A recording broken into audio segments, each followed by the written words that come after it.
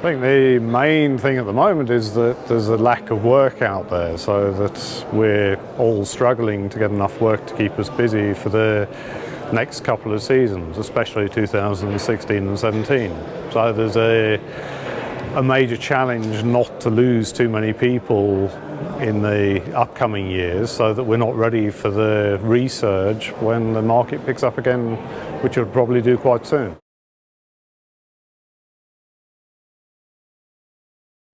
Next 12 months, I think there'll be extreme competition on the few tenders that are coming out, so it'll be very tough for the contractors. We heard Statoil this morning saying they weren't after cutting the contractors' margins, but that's exactly what's going to happen in order to try and win work. Yeah.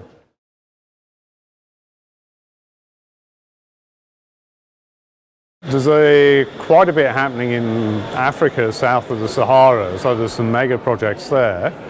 I've just been appointed as the VP for Subsea in the Mediterranean, so I see that the Mediterranean is active, especially around Egypt.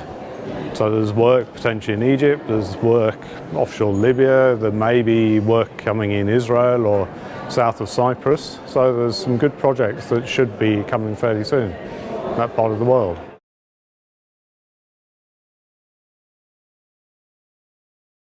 I think there's a lot of deep water in more benign environments. There's a lot of harsh environments further north in Norway, which they'll take time to come, because the deep water harsh environment is probably the place where it's most expensive to develop.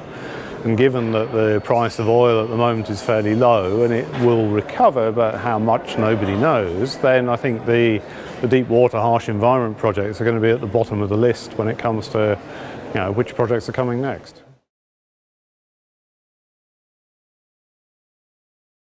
For very deep water, there are a limited number of installation vessels that are suitable.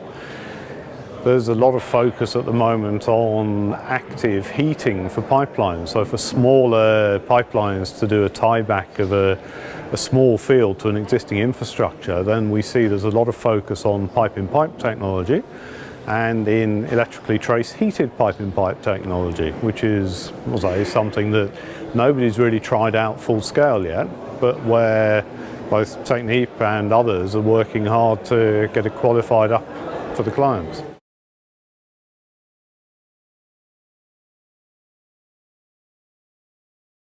I think there's a general need to look at how we work again to see whether we can cut costs. I'm not convinced there's too much to gain, because this business has been fairly competitive for many years anyway, so we've always been struggling to keep ahead of the competition.